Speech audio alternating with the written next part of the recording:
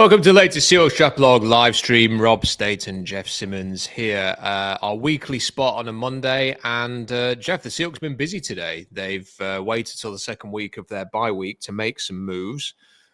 Tyrell Dodson has been cut, and there's no financial saving here. They've basically just decided it's time for him to leave the team, and they're going to go in a different direction. So what's your reaction to this? I think we can talk a bit about the bigger picture as to what Seattle actually did in the offseason and the mistakes made there in a while. But when you saw that Tyrell Dodson was cut, what were you thinking, first of all? Firstly, wow. I did not see that coming at all. I think it just emphasizes that it was a rough offseason for John Schneider. And we've talked a lot about John Schneider on the show, but the fact that both the linebackers they identified in free agency didn't make it to the roster by the bye week, that is a bad look for the whole Seahawks front office, the pro personnel group. And really, it just got me thinking, like, we've talked about the draft so much and we spend so much time on that. And that's an issue we spend a lot of time on. But, like, this front office, it's been the same kind of core guys for a while. They've been really bad to below average at best at pro personnel evaluations. It's different than the draft. The draft is a college evaluation. If you look at a front office, there's always people with different titles. There's the pro evaluator, and then the GM ultimately makes the decision. But they have not done a good job with pro evaluations. And, like, other than, like, Chenna Nwosu, like, you can go back years other than, like, and then, like, anyone could sign a Leonard Williams or trade for him. I don't consider that, like, a good pro personnel evaluation. I consider some of, like, the guys on the margins, and we've talked about, like, you have talked more than anyone how they've wasted cap space year after year and signed the wrong guys. And sure, it's good they haven't committed a lot of cash. They didn't spend good cap this year, but it's just more of the same kind of things we talked about when they made the Ernest Jones trade. I think the biggest thing I had is just it was a sign that they screwed up the offseason. And sure, I think it's good they're not being delusional and they're kind of looking toward the future at this point based on kind of where they are. But bigger picture, this team has not been good at pro personnel evaluations, and this is just the last example. Do you know what my immediate reaction was, Jeff? It was great. You are really aggressive at linebacker. Now, what about some of these other positions? Yeah. Because they've gone and traded for Ernest Jones. They've cut Dodson. They gave Baker away in order to get Ernest Jones. That's fine. And maybe it will really improve the defense. And maybe this is a good chance for Tyrese Knight. I don't see any point in drafting Tyrese Knight if you're not going to play him, really. Play him and let him take his lumps now. You might as well. You're 4-5. So I don't have any issue with that, Jeff. But I suppose what I'm trying to say is it's a little bit hard to sort of think, okay, you're doing this at linebacker now when you've stuck by Anthony Bradford for as long as you have. You haven't really done anything to change your fortune since the season began on the offensive line. And maybe they would argue, well, we may just messed up with Haynes and it's not going to work, and therefore it is what it is. Or maybe they would say none of the alternatives, whether it's Peters, whether it's some of these, younger undrafted rookies or late round picks or Clendon McCurtis or whatever it is like that, any of these players, they're just not going to be able to make any difference. Maybe that's what their response would be. But then I suppose you could turn around to them and go, well, how the bloody hell have you ended up in this situation where there isn't any? You've got a whole bunch of players you don't want to play on the offensive line. And yet, and on Sunday, Jeff, we'll be sat there watching the same, I imagine, pretty much the same offensive line doing the same kind of things. And I'm pleased that they're having fun changing around the linebackers, but why is that the only position they're being aggressive on? I wish I had a better answer on that one, but my gut would be if McDonald was here and gave him truth serum or something, he'd probably say, we just don't have anyone at guard. But, like, if you're going to be like, okay, we're looking towards the future, we want to see what we have. Like, I don't see how you can justify putting Laken Tomlinson out there. Like, at least Anthony Bradford is a young player. Like, I would even go as far as considering switching centers and moving Connor Williams to guard. I don't think it's going to make a noticeable difference, but the biggest issue with Connor Williams is he can't snap the football. And at least Connor Williams was a capable guard at Texas and Dallas. And at least maybe you might be able to hit two birds in one stone. But yeah, you can't just be like, well, we're doing this with one part of our team, but Lakin Tomlinson, who's been downright awful, or Anthony Bradford, who's been one of the worst guards in the league this year, probably up there in the bottom three. Yeah, you can't really get the fans excited about the rest of the roster when it was a surprising move. The timing of it was even stranger, considering they had the whole bye week. I don't know if this is one of those things where they came to this conclusion. They told Dodson he didn't handle it very well. And my first thought was, well, why are they just not benching him and keeping him around for depth? But it's hard to wonder I'm hoping this team has a realistic view of where they are. Like I put out like a weekly winners and losers after each week on Twitter. I put out the winner and someone wrote me, well, the Seahawks are the biggest loser. Everyone in the NFC West won. And I'm like, well, why does that matter? Like they're not winning the division. Like if anything, I'd rather them face the truth than convince themselves they're still in this division race. I think falling to the bottom might be the best thing for them down the road. I was watching the Niners against the Buccaneers for a period yesterday, and I started to sort of get my hopes up a little bit, Jeff, from the Buccaneers winning, and then I had to check myself and think, well, why? I asked myself, why are you doing this? Like, are you doing this just because you want the Niners to lose? And I thought, well, that's a convincing thing, just wanting the Niners generally to lose because it's fun. But do not start getting into the mindset that this gives Seattle any chance, because I just don't think they deserve that hope. They don't deserve our hope. They don't deserve for us to sort of think maybe there's a chance, Jeff. There just isn't really that reason to believe right now. And I just think I'm a bit surprised that I think you probably hit the nail on the head there. They've told him they're going to bench him, and he's requested that he's cut rather than just kept around. And that's great. But what if a linebacker gets hurt now? Like, you have got no depth. They had bad depth to start with, and now it's worse. So you have to hope that they're going to stay healthy at that position, because the run defense can get a lot worse if all of a sudden you get a linebacker injury. Say Ernest Jones gets hurt now. Wow. Like, watch out for the rest of this season. I want to get onto the offseason, because people are now debating, where does this rank in Schneider's worst off seasons? And I think Curtis quite rightly pointed out there was a worse one. And I saw you commenting on that. But just look at all of the things they've got wrong. And that, again, this is not me or Jeff taking any enjoyment out of this. Jeff, I don't know about you. I'd much rather sit here every week with you and with the guys on a Sunday, and when I go and sit down with Puck Sports and talk about how amazing the Seahawks are, how everything is great. Like, imagine if we were sat here saying, hey, the Seahawks quarterback threw 5 interceptions and they still won in Houston. That'd be a really cool thing to talk about, like the Lions fans will be talking about today. But we don't have that luxury. So this offseason, they reworked Draymond Jones's contract, so now it's making it harder to part with him. The linebacker signings, the O-line moves.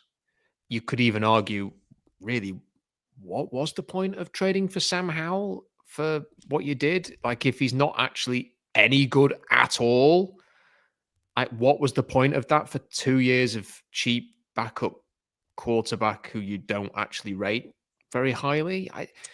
It's not that everything was bad, Jeff. There were some good moves, obviously, and you and I both like the Byron Murphy pick, but Christian Haynes, the other O-line moves as well. It just feels as if, and listen, I don't want to get out on this path too much today, but you could even say, did they get the coaching hires right? Because it's too early to say right now, but it's not been an amazing start. So you do look at that offseason, Jeff, and you think, wow, that's at the moment not looking very good. No, this has been a really rough calendar year for John Schneider, I think, and the fact that this was even being compared to 2020 at all, which was like the worst use of a team burning loads of cap space you've ever seen, and then not signing a single player from their draft class, it was rough. They haven't identified the right veteran players in the league yet, and it's been a bad look for them. That's a big part of being a pro GM. It's not just identifying the college players and doing the draft. And we've talked about some of the issues Schneider's had and some of the lack of cohesion in their team building. And we got to go back into years. But the free agency, like, we went we can go one by one, like dating back to like 2020, like this regime. Like, how many hits have there been? It's been a lot of one-year deals. It's been a lot of wasted money. It's been a lot of players that have not impacted that you end up replacing the next year. Other than Chenna Nwosu, like, how many moves have even worked? And the whole thing is just like, again, so much like of team building is knowing how to do that. And again, it's easy to collect talent. It's easy to find those like journeymen in the league and fill holes. And Seahawks are always doing a decent job of like making sure they don't have big holes going into the offseason. But identifying good players or identifying like under the radar players or getting good veterans at good bargain prices, the list is just tiny. And the other side would be the list of whiffs. And it's hard to get enthused about John Schneider and his building this thing moving forward. Yeah, you could talk about the coaches. I'm still in like the wait and see mode on McDonald. I need to see more I see some personnel issues, but like you watch Dan Quinn and how connected that staff is and how good they are at situational football. And listen, me and you were the biggest, we don't want Dan Quinn guys you can find, but I'm not saying we should hire Dan Quinn. It's easy to say in hindsight. We don't have Jaden Daniels here, but to see his staff just be so sound and so good at some of the things that Seattle's so sloppy in right now, it's 100% a reflection of the head coach. Schneider identified the youngest coach in the league. I know he's banking on upside. I know that was going to come with a learning curve. And he just hasn't had a lot of hits. And I think if this was a different ownership situation, this would be looked at very closely. I think they're going to give John more time to build what Mike wants, but my God, it's getting really hard to defend John Schneider. I know he's got that reputation around the league. It seems like a great guy. But the pro moves, the draft moves, the lack of cohesion in the roster, the O-line issues, there's not much you can hang your hat on right now. So Mookie Alexander tweeted tonight for me anyway, because it's 10 o'clock at night.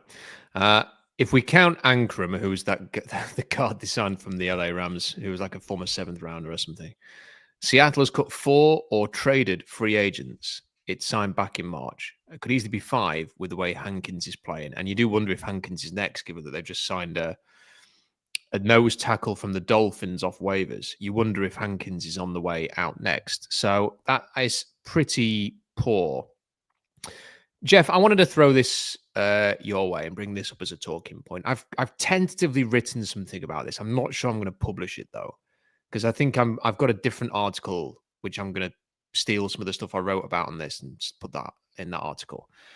So Mike Garofalo, sorry, I don't know the correct pronunciation. You know what I'm talking about, though. Yeah. If I was to say to you, Jeff, would you classify him as a connected source with regards to Seahawks news? Probably the best one. Yeah.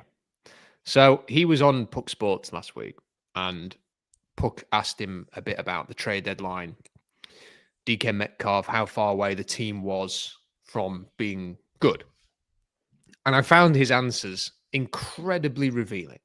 Yeah. Because what Mike Garofalo said was that essentially with the DK Metcalf, there's very little motivation to move him, that next year it could be drawn out because of the cost of the deal, but ultimately that will be the big storyline for the Seahawks, when he gets signed.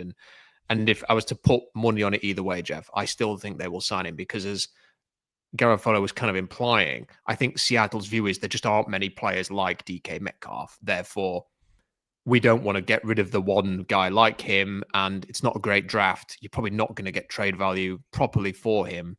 So they will end up re-signing him, and it will be very expensive. He immediately pivoted from the DK Metcalf question to, but what about a quarterback? They don't have a quarterback. You're never going to win anything with Geno Smith. Like, Geno Smith, is he going to win you a Super Bowl? Like, that's what they've got to work out. Is like, Geno's okay, but he's never going to win. And I was like, okay, this is how I would, again, this is just pure speculation. I am not suggesting for a second that this is definitely Mike. Like, we all sit there on the Puck Sports team sort of discussing what John Schneider said to Mike Garofalo. It's not true at all. It's pure speculation on my behalf. I thought right there, we could be sat listening to John Schneider. And then the other thing that Garofalo said was, you can fix the offensive line. Like, you can just draft a couple of guys. Like, you can fix that. Like, that's fine. They'll just draft people and it'll be okay. And I thought, again, I feel like John could be sat here right now. And I actually thought this is what the offseason is going to be, isn't it? Like it's going to be a big fuss about getting DK signed, which they eventually will. The question of what happens with Geno Smith, I am not sure they're going to bring him back for $38 or $40 million. If he gets to the 4,000, whatever yards he needs, 200 yards, Jeff, he gets an extra $2 million. I don't think Geno Smith, with the quarterback of the Seahawks next year on $40 million, I don't think John Schneider wants him on the roster for $40 million. And then I think they are going to rely on the draft for the offensive line. And it might not even be the first round pick. I think they're going to rely on the draft for that. And there might be another Laken Tomlinson thrown in for good measure or something. Like or a George fan. That is based on what I heard on that show, that is what I'm now expecting, Jeff. Thoughts on that? Quarterback thing, I have the same gut feel. I think they're going to move on from Geno. I think some members of the Seahawks fan base are going to go ballistic. I get the sense that this year has given all Schneider the ammo he's been wanting for a while now. I don't know who they're going to replace them with. Is that Sam Howell? Is that a first round pick? Is that sign someone in free agency? Like I don't know where your quarterback's coming from. I've got a theory on this that I'll come on to in a second. Okay, I want to hear that. But yeah, if Schneider's in charge, like we'd all like to think, okay, they would have learned their lesson about offensive line by now, and they would have learned that they can't keep running this back. But the Seahawks tend to do the same thing over and over and over. It's been 10 years. They haven't seemed to learn it yet. So if Schneider just thinks, oh, we'll just do it in the draft, that is horrifying. You would hope that the organization makes a mandate to fix this, and they're going to make him aggressive. And you would hope McDonald, who's come from Baltimore, who's had very good offensive line, they prioritize. He's sitting there like, Ryan Grubb, I don't know if he'll be back, but if he's back, he's sitting there like, we can't run this. I can't even run an offense. And I don't know if Mike's just paraphrasing or he just thinks it's easy to sign offensive linemen because other teams have, but if that's the approach, if you want to talk about a way to like really suck the life and the enthusiasm out of a team going downwards right now, my God, that would be the perfect way. If they come out and have the same approach and try to sell, we're going to identify the draft. We're going to draft someone in the second round. My God, they've lost benefit of the doubt. They've like the fact that their one highest drafted guy was a healthy scratch and can't beat out Anthony Bradford. You've lost benefit of the doubt. Like, we can't believe a word you say. Yeah, I honestly just listened to it and thought, look, it's not as if John Schneider's gone, right, Mike, I'm going to reveal everything we're going to do during the offseason. I mean, but if they talk, and I'm pretty sure that, listening to Mike Garafolo, I'm pretty sure that they do, fairly often talk. If you have a conversation with a source within a sport over the course of, let's just throw out like 3 years, let's say, but it could be longer than that. You'll get a good idea of how they feel about things, even if you've not specifically been given full, frank details as to what's going on. And I listened to that and thought, that feels like a Seahawks offseason to me. That feels exactly like it is. And that it could just be that. And listen, if they draft Tyler Booker in the first round, I think Tyler Booker's a terrific player. I think anybody who watched Alabama LSU at the weekend will have seen how important he is to Alabama. Does that mean he's automatically going to come into the league and be great? No. And that's the problem. And that's why, Jeff, I think a couple of weeks ago, we talked about the prospect of signing proven veterans and then drafting behind them and saying, okay, now we're sorted for 5 years, at least. We've got a foundation there to build from.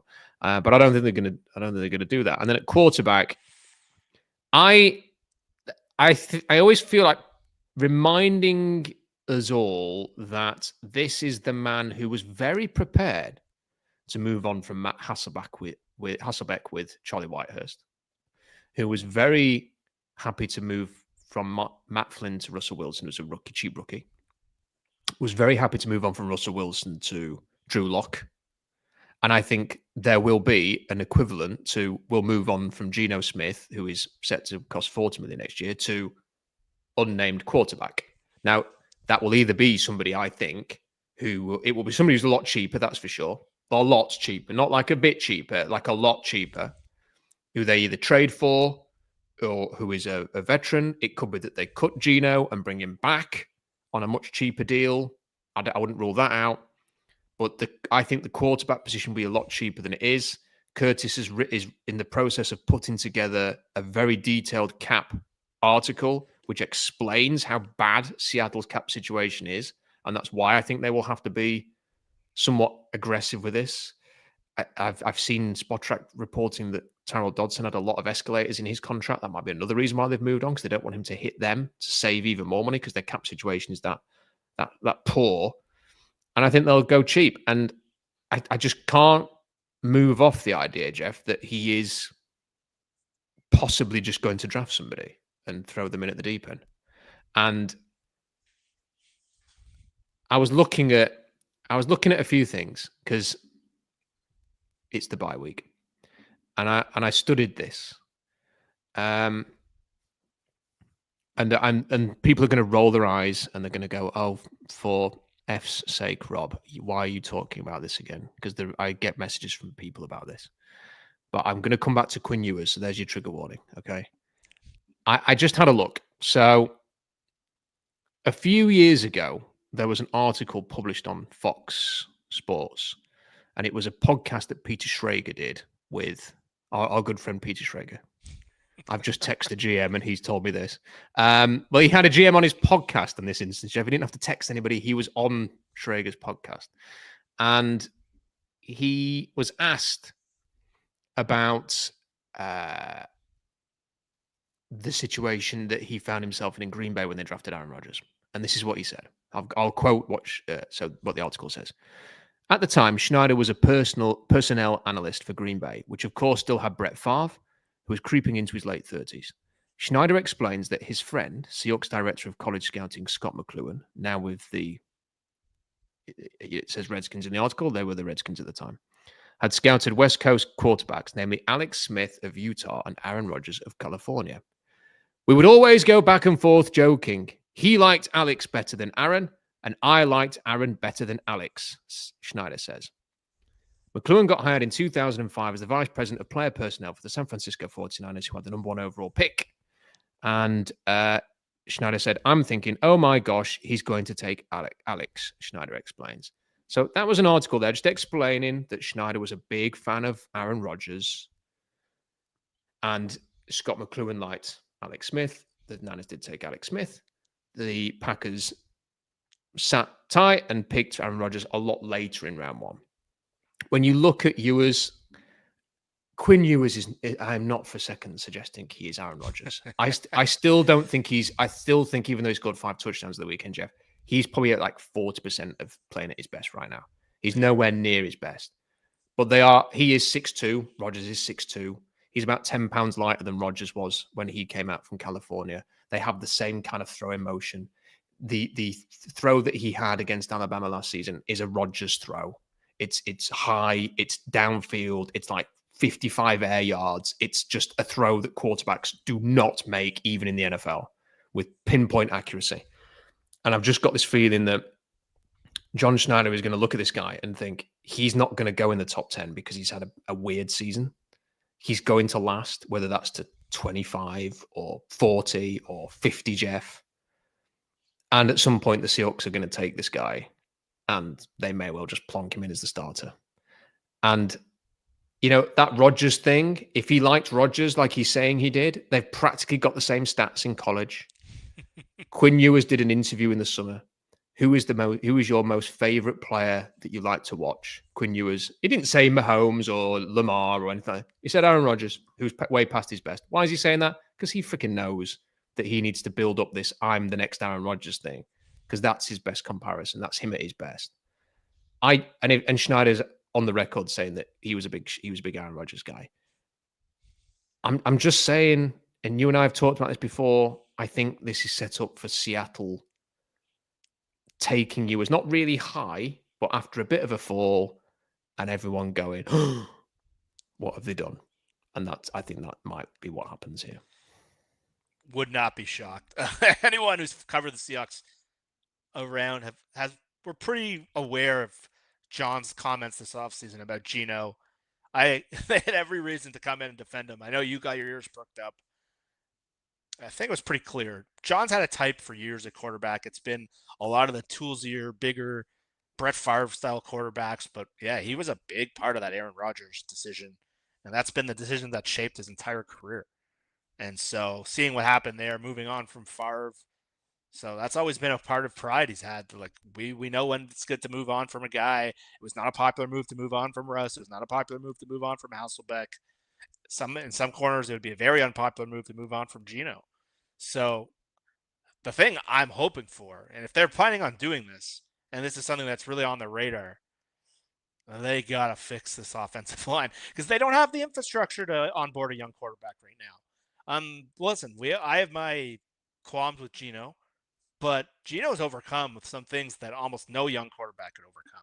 The fact that he's been one of the leading passer in passing yards and he's been able to make these plays under this pressure, like there's no way a rookie could survive under this, especially one that's not like super mobile. And so if they're planning on doing this, they better change this approach because, yeah, I think you nailed it. Ewers has just the fact that he just randomly name dropped them in one of his like draft press conferences years ago has always been something. And just the fact that like he's from a big time program, he's got a lot of the raw skills John likes. He's not like a super toolsy guy like John liked Charlie Whitehurst. He liked Drew Lock. He liked some of the toolsier. Josh Allen was a super toolsy raw prospect. So Ewers is a little different. Ewers kind of does fit like the Aaron Rodgers mold. He's gotten a lot better every year. He's been able to hold off Arch Manning.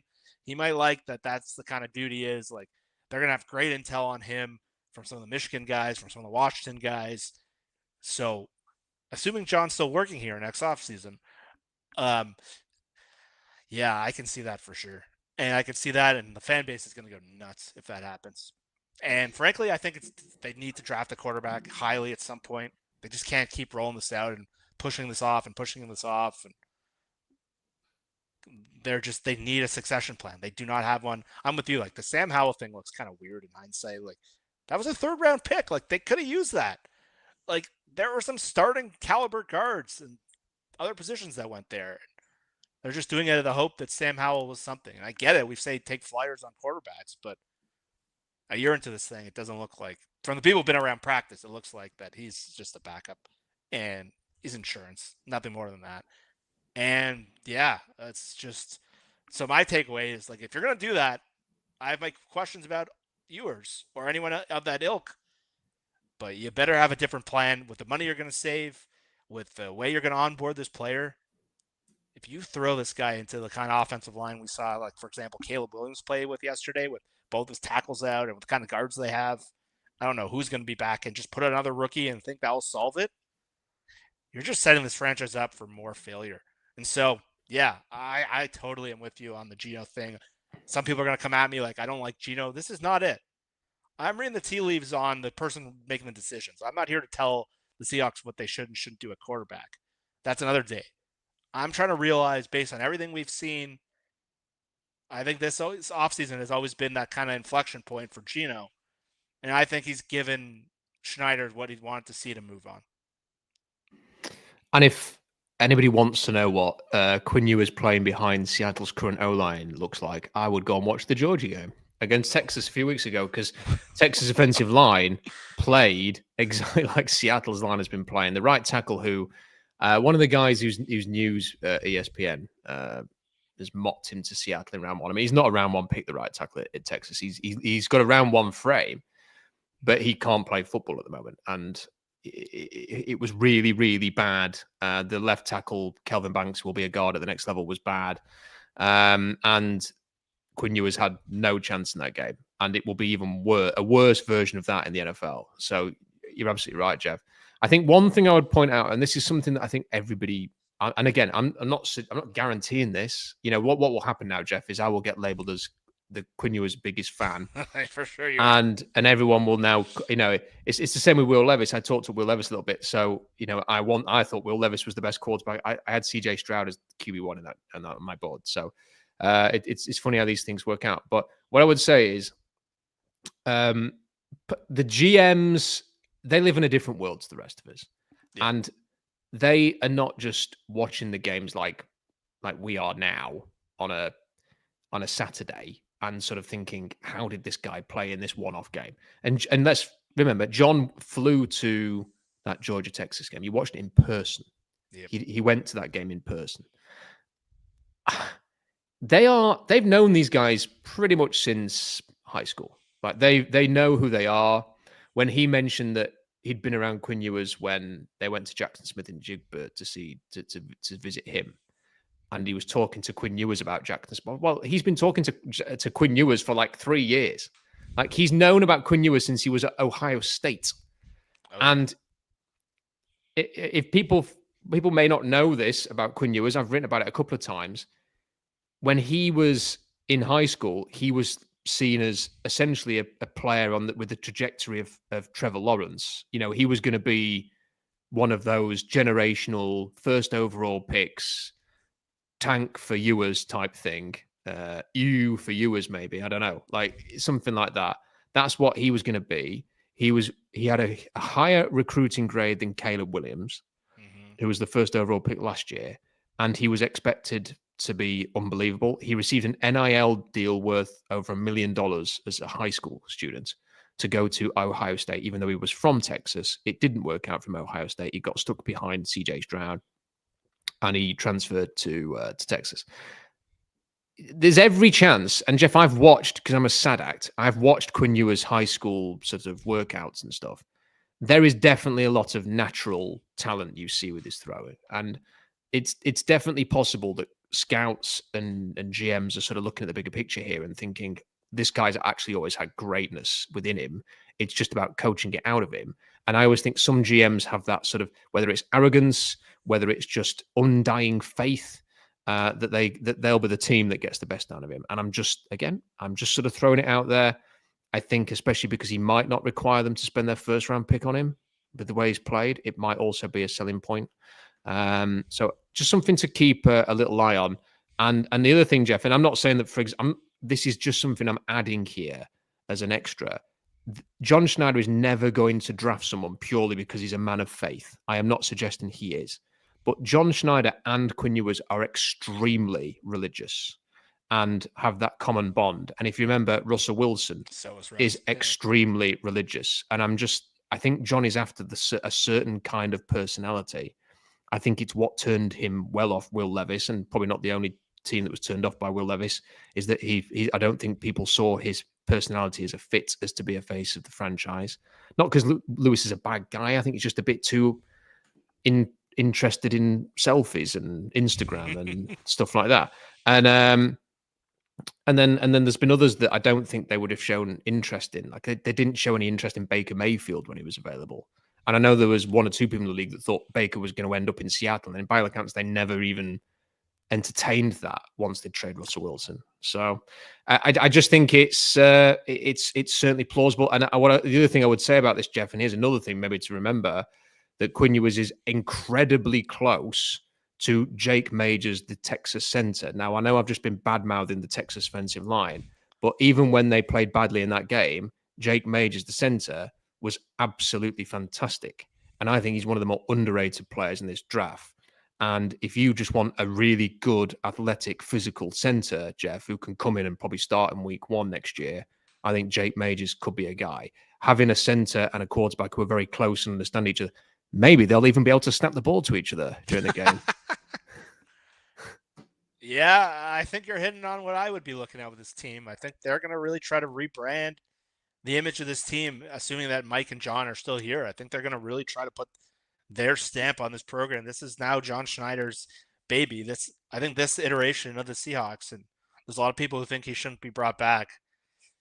I think they're going to really try to reshape the team and redo it. And I think this year being kind of the reality slap, I think will give him even more ammunition to kind of rip the Band-Aid off. And even though this is a Band-Aid he created, or this is a bruise he created, I think you're spot on. I don't know if Connor Williams is going to be back at center next year if he can't freaking snap the ball.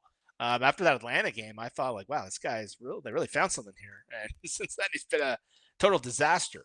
And so, yeah, you mentioned the Texas center, having a center quarterback come in together and with a relationship there. That's a rare thing. Like when Trevor Lawrence got drafted in Jacksonville. They had a second first round pick that year. And I remember I did a mock draft that year for Yahoo, and I gave them Creed Humphrey, thinking that they want to create the center. And I didn't, he's become Seahawks famous, but like, I didn't even look at him for the Seahawks. I didn't think there's a chance he'd go into the second round or make it to the 50s. And so I don't think there's anything more important than like the center quarterback relationship for a young player. Some cases it would be great to have a veteran in there to kind of work with the center and be that guy. Like I love what like Ryan Jensen brought to Tampa Bay, even though they had older quarterbacks. I love that kind of player, but my God, they need some stability at that spot. They can't be switching centers every year. They can't be hoping someone comes off an ACL and they find them, and like they need. So I love that idea. I love the Iowa center this year. I think that's a really intriguing idea. I find those kind of guys are just sustainable, and they're the kind of guys that I wish they've gotten towards. They seem to like more athletic kind of players than kind of the grinders. And so, my God, I would be on board with that, that kind of thing. Man, this could be a really surprising offseason. And I think some of the things that we're talking about ahead of the curve, I think a lot of people are going to be focusing on just like veteran offensive linemen, getting bigger in the trenches, all important things. But I think they might really rip the Band-Aid off based on how I think the second half of the year is going to go. And I think that's, you mentioned Logan Jones there, the Iowa center. I mean, I think he's a top 50 pick. And Yeah. I don't think anybody's saying that. I think he is. I mean, he ticks every box, Jeff. Physical, good size. His technique is, I mean, the progress he's made since last year, it's unbelievable. I mean, you're talking probably like Russell Wilson level progress in terms of Denver tape to Pittsburgh tape. It's on a different planet, really, the way that Logan Jones is playing. So you want to see that. You want to see a player who just suddenly takes a giant leap with his performance. It shows that he is receptive to coaching and can work on his craft. And he's also probably a better athlete even than Tyler Linderbaum. So you're saying, well, there's the complete package there. I bet in 3 or 4 years' time, Jeff, there's a decent chance that he'll be considered one of the best centers in the NFL. And I would take him quite high.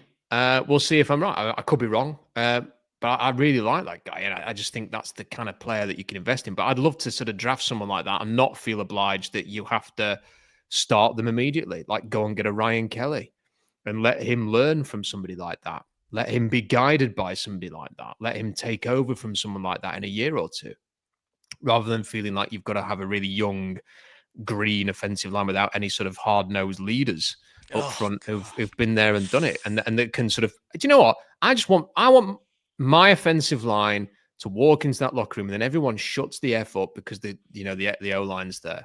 Like they're the intimidators. They're the ones that you're a bit scared of, and I don't think the Seahawks have had that. Like they don't have those personalities. And I think that's what the Lions have. And I think that's, a bit of what the Chiefs had. So yeah, that's what I look for. Just a final point, because as much as I'm sort of saying, oh, they might go and draft Quinn Ewers, I'll tell you one thing though, Jeff, and this is why I think it'd be wrong to characterize me as like the Ewers backer for Seattle. Is one thing watching the NFL yesterday that I really do believe in is I think quarterbacks need a plan B. I think in the modern NFL, you have got to be able to, okay, this is the play. Oh crap, this has not worked. I'm going to improvise and go and just make something happen.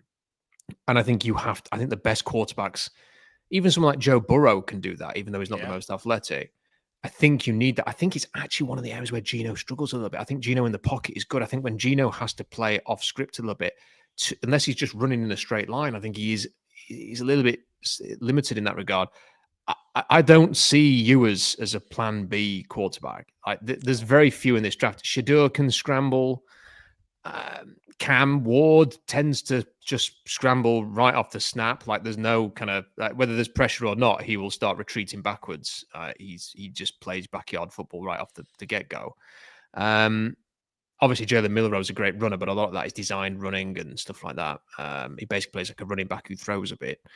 So I don't actually know what the answer is there, Jeff. But I think if you're going to have a top quarterback, I almost think they've got to have a bit of that improvisation, creativity, and I'm just not sure that Ewers has that.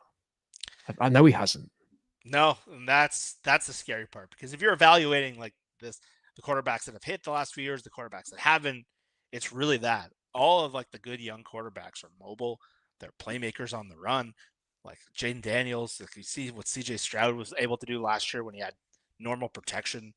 All these guys, they've had that ability to create. And Milroe, you're right. Milroe has a plan B, but I don't think he has a plan A. So I don't think that's gonna work. Shador and Cam Ward, I don't think the Seahawks are going to be in that range. Seahawks can lose every one of their games the rest of the year. I don't know if you've seen like the Tankathon. Or, there are so many bad teams this year. This is an abnormal year for bad teams, and it's going to be hard. The Seahawks right now, everything that's gone wrong, they have the 15th pick. So they got a long way to climb up to getting it into the range. And I'm sure we have questions about Sanders and Ward. There's too many teams at the bottom that need quarterbacks, and those guys are going to go. So I think you're looking at a Ewers, a Milroe, guys like that. But no, those are not that guy that runs and creates his own plays. He's more of the pocket quarterback, and he's more of the big step for him is he started moving up in the pocket in the last year and developed there because he was kind of a stationary guy, and we haven't seen a lot of those guys hit. It's been a lot of the movers, and you don't want someone like Anthony Richardson that's super raw and like there's a lot of things he's had to learn. But yeah, so there's a school of thought like just go put whoever at quarterback next year, build up the offensive line, fix the infrastructure, and then hope the next year. But my God, you can't just keep pushing it forward and wait for the perfect year. Like the perfect year, you keep waiting, it's never going to come. And so take shots. But yeah, if you're hoping things are mobile, and I know a lot of us, that was the thing you loved about Russ. It was just that was his best skill, the ability to create. And yeah, this is not the draft class for finding a lot of those. It's not. I actually, I don't tend to put a mock draft out. I think this is the hardest year to ever draft, to ever write a mock draft. By the way, because there are so few first rounders. You're essentially just trying to project which second round players, or even worse, are going to end up finding a home in round one and why. Because there's not enough first rounders to do half of a first round. But I did do sort of like, I was on Tankathon. I thought, you know what, I've got like 15 minutes. I'm going to type out a mock draft, and I only put one quarterback in the first round. Like I just thought, wow. I thought Shador is going to go. He's not going to go as high as he thinks. I think people are going to be put off by the demands of his father already. We will dictate where we get drafted, and I think that probably will happen. It'll just happen in the way that they don't think. I don't think it'll be a team trading up. I think it'll be, oh look, he's fallen into the hands of a team where they've said, if we're there, we're happy to go to you. And I wouldn't be surprised if he ends up in somewhere like LA, as the heir apparent to Matt Stafford or something like that. But I just don't, I was watching Cam Ward again. They lost for the first time of the weekend. They have nearly lost for like the last 6 weeks. And he's very good at putting the team in a hole and then nearly getting them out of the hole. But his luck ran out, and he's just technically all over the place. Like it's just, I have to improvise on it. Like he just moves backwards instinctively. It's really frustrating to watch at times. And that's what he was at Washington State. And I'm not convinced that teams are going to go, I'm taking that guy in the first round. Now, if he gets them in the playoffs and they have a good run, I will revise that projection. But I still think Jim Nagy was saying this a couple of weeks ago, Jeff. He was given third day 3 grades and was not even invited to the Senior Bowl last year. Wow. Because his grades were that bad. He declared for the draft and then decided, I'm getting really bad intel here. I'm being told may go undrafted and stuff. So I'm going to go back. He has really improved his stock with a good year in Miami, but going from day 3 and late rounds to first round, that's a jump and a half. So I think day 2 is a solid projection for him, as it is for Ewers, for Milroe, and I don't think Garrett Nussmeier will declare, but I'm sure between now and April, Jeff, we will have plenty of time to discuss. And so people are saying back Rourke, by the way. I think Rourke at Indiana is quite an interesting player. The problem with Rourke is really fun to watch. And I did an article. If you haven't, go to SeahawksDraftBlog.com. I did an article on Rourke, I think last week or the week before. And I really like what I saw. The only problem with him is he stood on the sidelines, Jeff, when they played Washington recently. And he looked like just some fan had come out of the stands. Like he doesn't small, dude. He doesn't look like a QB, like an NFL QB. And that's the thing. Like you just think, how many guys look like Kirk Cousins looks like a guy who, like Kirk Cousins was like a bank manager who's been asked to play quarterback. Exactly. So those people do exist, but they're few and far between, aren't they, Jeff? Yeah, Rourke's a Canadian guy, so I've known him and his brother for a long time, and I don't know them personally, but I followed their story, and yeah, he does not have the profile that John has typically gone for. Obviously, they went for Russell, but the thing with Russell was he had unique size hands, and he was so like thickly built. This is not that guy. And so, yeah, Rourke is a kind of intriguing player. I know that he's gotten some buzz the way they played. They've had such a fun year at Indiana, but like John has been so into like tools and size and like look at the guys he's liked over the years, Allen and Mahomes. And Do you know what worries me is that there is something there with Rourke. Like there was this one pass on Saturday which was unbelievable to the sideline. And if you actually, I've watched all of his games now, and he has like 3 or 4 really sort of eye-catching throws a game, and he is aggressive. Like he attacks the middle of the field, he attacks the sideline. He can throw it to most areas. He's not got an amazing arm, but he's not got a weak arm either. And he is very intriguing. But as you say, Jeff, he doesn't particularly remind me of a John Schneider player, but he does remind me of somebody that I think Kyle Shanahan and Sean McVay could work very well with. And that's what worries me a little bit, is that one of those two will draft him and he will end up being very, very good. I wanted to ask you about something you tweeted about earlier, but I'm just going to get through the super chats quickly because I know we're a bit short on time. P.O. says, Rob and Jeff, I want to thank you for what you guys do. You guys are one of the bright things going for the Hawks. Keep up the good work. I really appreciate you saying that, P.O., because there's plenty of people who don't share that sentiment. So I appreciate that you've said that, and thank you very much. Now, I must say, they don't share that sentiment with me. I suspect that Jeff is universally liked. Not as much as you think. David says, Olu/Haynes, do they lack strength, or is this BS? What do you think, Jeff? Olu absolutely lacks core strength. That's the reason he fell in the draft. He was a very steady pass protector at Michigan. My guy Brian, who now covers the team full time, he was at camp last year and he's running. This guy's getting bull rushed by everyone.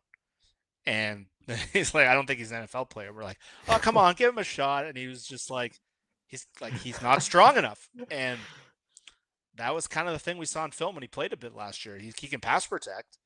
He's just not a very physically strong player. And Haynes, that's what Ryan Grubb came out and said. And so he gets bullied around by a couple offensive linemen a couple defensive linemen. And it was weird. The unfortunate part with Haynes is he was a 5th-year senior that like was supposed to like dominate the Senior Bowl with like physical play and like alpha-like behavior. And it's just comes into the NFL and it's like his body's a little odd looking and like he's built strangely. And it's just like, I don't know. That was a big thing with him, in the draft, was people were going, the body is not an NFL body. Yeah. And I've heard people with the Seahawks that have been concerned about just his body type. And what a waste. Yep. It could be a real waste now. Mm-hmm. Wow. By the way, looking at, I just saw Brian noticed that Brian had tweeted to say that maybe Abe Lucas is back this week, which would be interesting. I really like Abe Lucas. I'm glad that he's going to be back on the football field soon. Hawks fan Matt Mann says, if Seattle ends up with a top 10 pick, I like this question. Would you want them to take a potential non-offensive line blue chip player or trade down? That is a good question, Matt. Jeff, I think that I'll give you who I think are like the non-O-line blue chip players, and then that might help shape your idea.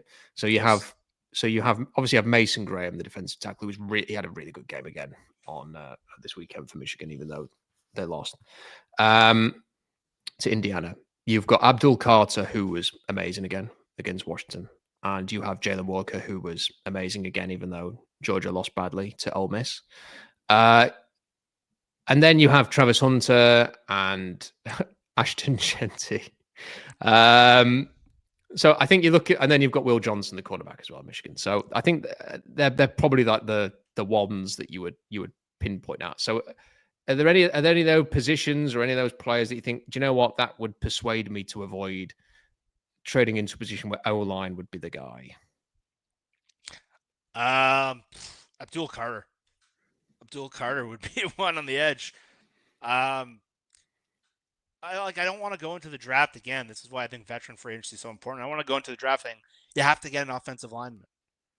Like, as much as I do want them to get offensive linemen, if there's a really good player there in an important position, like if they took like the running back instead of trading down, taking an offensive lineman, I'd crush them for it. And funny enough, we had that conversation on our Saturday show. Like, what happens if that guy's there? I'm like, no, do not do that.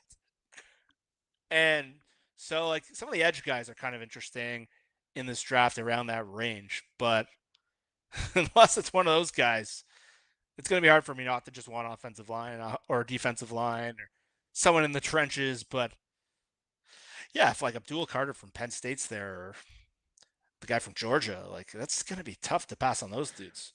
They're the two that I would gravitate towards, because Mike McDonald has specifically said today how important the linebacker position is in his system. And while Abdul Carter has been playing edge, he played linebacker last year, and he's pretty much a player who would be ideally suited to sort of playing a bit of both, being a bit of a hybrid that you can use in a lot of different ways. And blitzing, fantastic. And Walker at Georgia is just every single week is just fantastic. And I will say Jihad Campbell as well at Alabama is.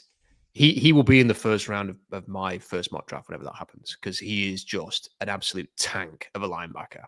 So I think really with Walker and Carter, they would be two that I would. Mason Graham is just a freaking awesome player. So yeah, I'd find it really hard to say I wouldn't take Mason Graham just because they took Byron Murphy a year ago. But eventually you kind of think, well, can you keep just drafting and signing players for that position, or do you have to look elsewhere? But I think it's a good question, and that's the problem, is that there aren't loads and loads of top end first round offensive linemen this year.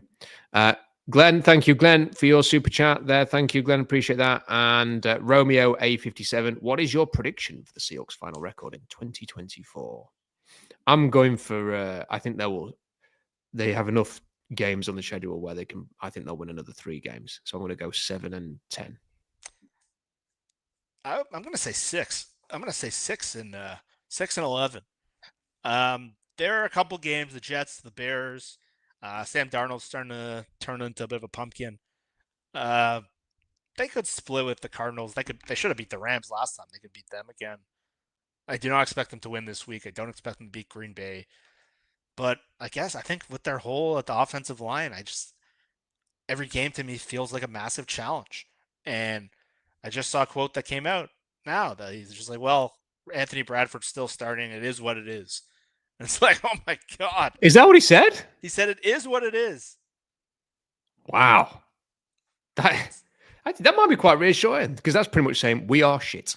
Yeah. and we know it. And we're going hopefully that means that it will also do something about it. That makes me hopeful. I think McDonald, if he's sitting there like, I can't roll back this group, I can't go through another year like this, I'm hoping he's just banging the table in Schneider's office every day to the point of just annoyance. But yeah, I just saw that quote come out. So until I wrote that it's going to be pretty ugly to watch 8 more games of this offensive line. That was probably coming out of our show last week. That was my thought. It seems like Abe Lucas might be back this week, though. And so that makes at least one position not a complete hole in the wall. But the 2 guard spots, oh, Jesus. And so every game until they figure this offensive line out, I just don't expect they'll be able to win. I mentioned you tweeted something that I wanted to ask you about. So you as you mentioned, you do a sort of like winners and losers tweet. And amongst your losers were the Colts, as kind of like the definition of a team that isn't going anywhere.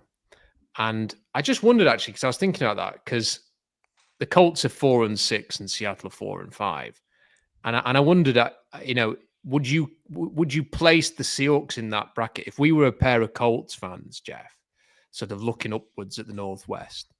Would we be thinking that about Seattle as well? Are they essentially the Spider-Man meme, pointing at each other at this stage? So it's funny. Where I live in Toronto, I'm sure you come across a lot of this.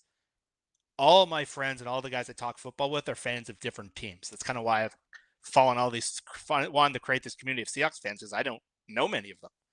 And so for whatever reason, I think because of Peyton Manning, 2 of my best football friends, like the guy I used to watch the draft with and one of my other friends, they are hardcore Colts fans. So I end up talking Colts and Seahawks with this guy almost weekly. And we were kind of laughing the other day because he was complaining about Chris Ballard, their GM. And they're like, this guy, he never spends money in free agency. He can't get the quarterback right, but he's really good at drafting offensive line. And I'm like, my team can't draft an offensive line. But like, like they make a couple good moves every now and again, and we're like, maybe we should trade GMs, and we both started laughing. It's like, but let's merge and have a super team, Jeff. Either that or that kind of thing. And the funny part is, the reason I thought the Colts were the more directionless team, but I think there's a lot of similarities to being in that muddy middle, the 8 to 9 win team with no real ceiling. The thing what they're just messed up is their whole program was based on like the raw development of Anthony Richardson. Like they've struggled for years. The Andrew Luck thing happens. They build up the line. Their defense is pretty good. They just need to get the quarterback right. They take the rawest guy in the draft, and after 10 games, they bail on him, and they're playing Joe Flacco, who's going nowhere. And like, I talk to a lot of NFL fans. Of all my friends right now, the most depressed are the Colts fans because they're just like, these guys are morons. Like they've had this issue with Ballard's like lack of aggressiveness for years. They finally like the Shane Steichen coach, but all of a sudden he's playing Joe Flacco, and it's like, but the joke I've been making with him is our teams are the same. And so the fact that you pulled that out of left field, I don't think you're wrong. Like me and my buddy have been joking about that kind of all year. Seahawks started 3-0. The Colts started off kind of good. They were in the division race, but they're built. We're just teams that are built very differently, but the same essential big picture problem where they're really good up front, but they don't have skill positions, and we're really good at skill position, but crap up front. And because of the older quarterback and they're playing Joe Flacco, like John Schneider and Chris Ballard are very similar. They're very highly regarded in the league. If you look at their track record, you actually see a much worse thing. And because of like their friends in the media and all this stuff. So I think you're hit dead on. I've been making that comment for the last month. The two GMs are very similar people. They strike me as like almost the same kind of personality. And it's amazing if you look down the Colts roster, you think that he's a good player and he's a good player, and then you actually look at it and you think, yeah, but they don't have a team, and that's what you were making the point about the Seahawks a few weeks ago. Is that actually they've got a collection of individual players who would fit well on other good teams, but the combined, the whole sum of the parts is a team that is streaky and inconsistent and occasionally very frustrating to watch, and not really any closer to being a strong competitive team than they were 3, 4, 5 years ago.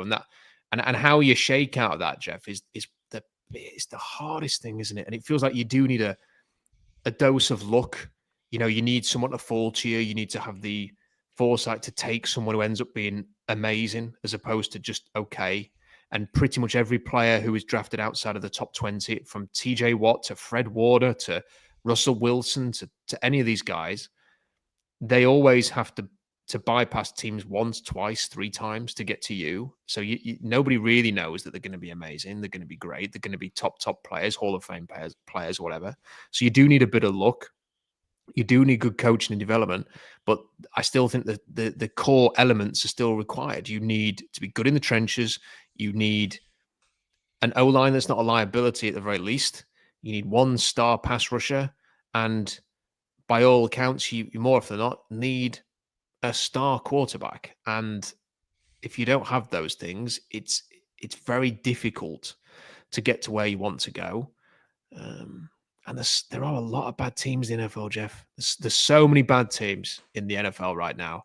The tankathon thing highlights it. I've got a Cowboys fan who sent me a message earlier, and he said, "How the hell are we not in the top 5 of the draft? How do we not even have? How do we not even have that to look forward to?" And it's because there's so much crap. It really is. There's so many bad teams out there. Like Seattle might have a really bad season, Jeff, and end up with a 12th pick. Yeah. That's the scary part. Like that 6 wins usually gets you into the top 6. This is a uniquely bad season. So I think even if the Seahawks lose every game the rest of the year, I don't know if they get into the top 5. Wow. I mean, that's incredible, isn't it? It's incredible. But do you know what? I'm interested to see what happens this week. I have no confidence for this game against the Niners.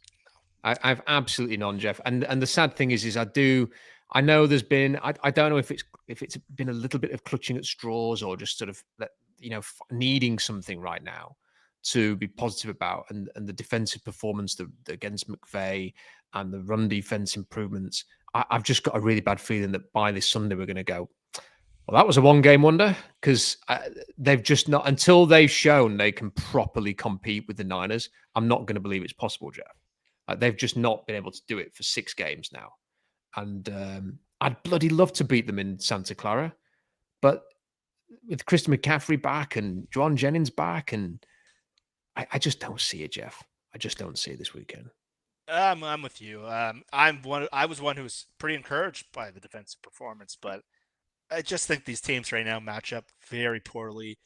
And the worst part about it is this Niners team is weird. Like, Brock Purdy's playing as good as he's ever played, and they have all their weapons kind of essentially back except for Ayuk, and there's just something off about them, and they can't close a game. Like, they came very close to losing to Dallas and to Tampa, and like the Niners last few years have been a juggernaut. Like, again, I see the 2015 Seahawks thing so clearly with them, and that team had a good draft class in Seattle. That was Frank Clark and Lockett, and they got some emerging players, and I wish they were up for this game, but even me who was encouraged, I think it's going to go pretty bad this week.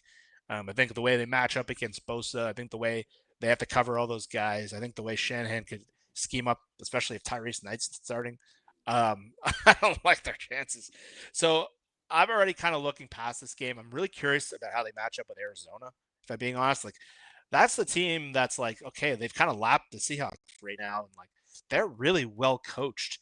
And they have an identity, and like they have some flawed players playing. And Jonathan Gannon's done a really good job, and that was the kind of guy who got laughed at. And they have a really young coaching staff, but like I think those games to me are the more of like a more, because they just rolled the Bears, they rolled the Jets, not very good teams, but like I think that's my measuring stick. I think those 2 games coming up.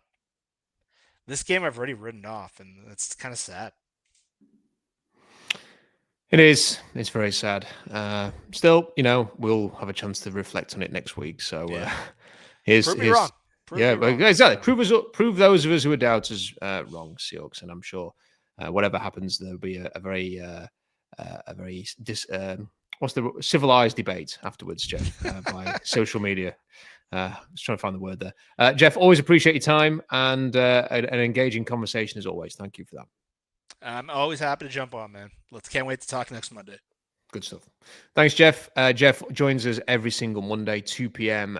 Pacific time. So make sure you stick with us for that every single Monday. A reminder that there's a lot on SeahawksDraftBlog.com at the moment. Curtis has done a really good second quarter review, which is available on there. There is also going to be an article this week that Curtis is doing on the cap, which is, you have to, I've had a read through the first draft of this article. You have to check that out. So it's going to be a fascinating read. You are going to really, really enjoy that. So please do check it out. I'm going to be joining Dan Vines on his show in about 25 minutes time. I'm not sure when that will be released, but keep an eye out for that. We're going to be talking about my horizontal board. We'll talk a little bit about some of the roster moves that have been taking place today as well. So keep your eye out for that.